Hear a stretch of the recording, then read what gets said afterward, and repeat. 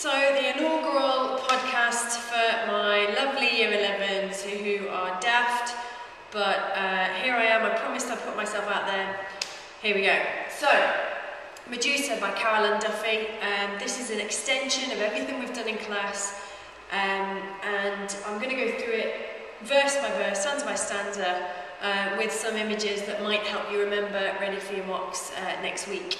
So, Medusa, the first stanza. What springs to my mind with this verse in particular is this jealousy that grew in my mind, just like the symbolism of the snakes. I love these serpents growing out of her head, both literally and metaphorically. She actually says it herself, which turned the hairs on my head to filthy snakes. Filthy though, why is Duffy calling them filthy snakes? Why not sneaky snakes or something equally stupid? As though my thoughts hissed and spat, using the literal imagery of the snakes. But what is it that she's thinking? What are the thoughts? This suspicion, this doubt. What has he done to cause that suspicion, doubt? Has she found out about something? Has she actually got concrete proof of his betrayal? We'll try and find out in the next stanzas.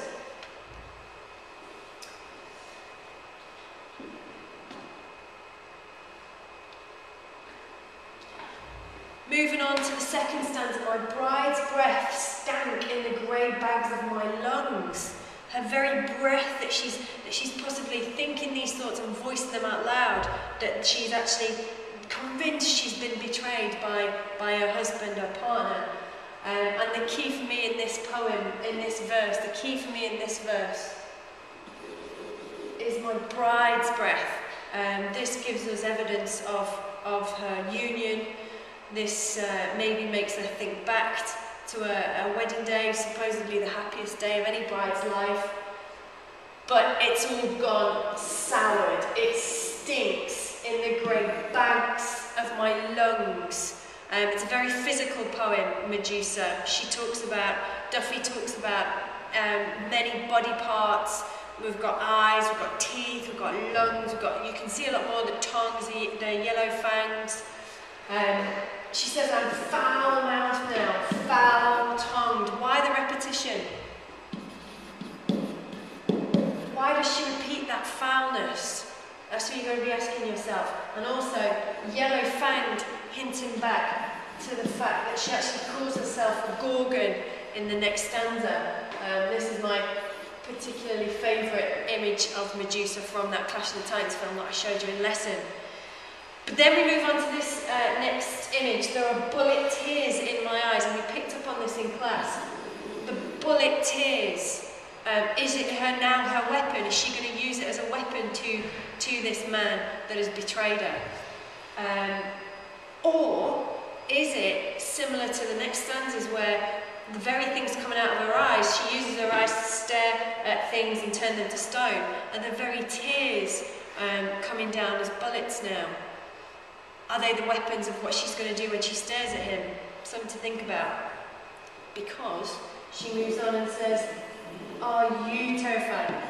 You, the reader, her husband, as we're reading it, as we're thinking, good grief, what is this woman? Are you terrified? Could be construed as both.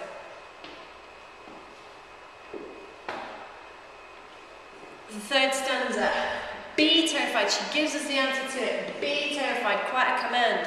And this is my image of a Greek god from the Dolce & Gabbana perfume advert. Be terrified, she says. It's you I love. It's you I love. Perfect man. Is she bitter that she's not perfect anymore? Is she looking at herself and thinking, why aren't I that? She actually says it later on. Wasn't I beautiful? Wasn't I pretty? Wasn't I lovely once? Is she now thinking that she's too old for him? Has she lost her looks before he has? Is this all in her mind? But then she refers to the Greek god. If you remember from the Clash of the Titans, from the Medusa myth, the actual Greek god that saves, I think it's Ariadne, I'm not quite sure about that, but it's Perseus. He goes to Medusa, he beheads Medusa, brings her back and defeats the Kraken. And she's projecting this love onto her husband or her partner. She thinks he's a Greek god. My own, very possessive. We talked about that in class. My own. But I know you'll go. I know you'll go. She's convinced. Not I know you've gone. I know you will go. I know you're going to stray. Betray me, stray from home. That internal rhyme of the betraying, stray from home. From home.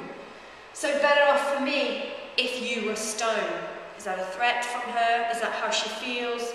Obviously we've been through this, we know it's not the real Medusa, but is that what she would like to do to her husband, we think?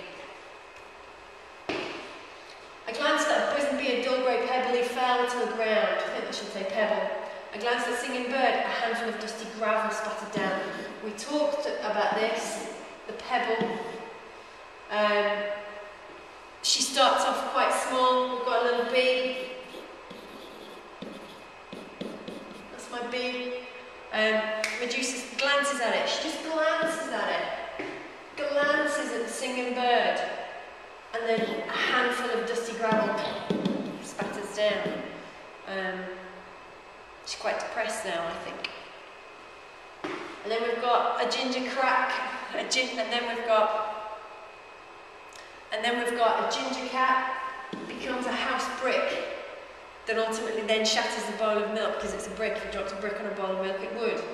I looked at a snuffling pig, a boulder rolled in a heap of shit. And we talked about this. This isn't just some facetious word that she's just chucked in there. She's not using a swear word just to show off. We talked about the impact of this final word. Is this now how this character, how this woman, is this how she now feels? This is what she's been brought to. This is what she's been brought to, how she feels. A great image of Medusa back on the snakes, but I love this. I stared in the mirror, love gone bad showed me a gorgon. Love gone bad showed me a gorgon. I stared at a dragon, fire spewed from the mouth of a mountain. The rage, the bitterness, the voice of this character is spewing forth at our own reflection. Is this the swear word she's now hurling at him? Are these the accusations that she's now showing? Are these the accusations that she's now shouting at him? All the vitriol coming out now. She uses in the spewed.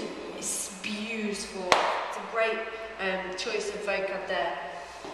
And then we've got actual Harry Hamlin from Clash of Titans film, Perseus. This is the best one I can find with his sword. Imagine he's got a shield somewhere here, and this is the shield that he uses to defeat Medusa. Here you come with a shield for a heart, a sword for a tongue, and your girls. Again, the repetition of your girls. Wasn't I beautiful or wasn't I fragrant and young? It goes back. Has she lost her looks and he hasn't? How come she's not enough for him anymore? Is this just a woman who is bitter at time passing by? Or has she actually been betrayed by him and now it's all coming out? And then this last killer line, look at me now. Look at me now. Again, we talked about this in class. Is she now passive, submissive? Look at me now. Look what I've become. Look what you've made me. Or is this linking into the Medusa? Look at me now. Is she about to stare him down and turn into stone? It's entirely up to you. It's a great ambiguous end, but it's entirely up to you and how you've read the poem that dictates how you think the voice has come through. Okay? But it's a fantastic last line to end on.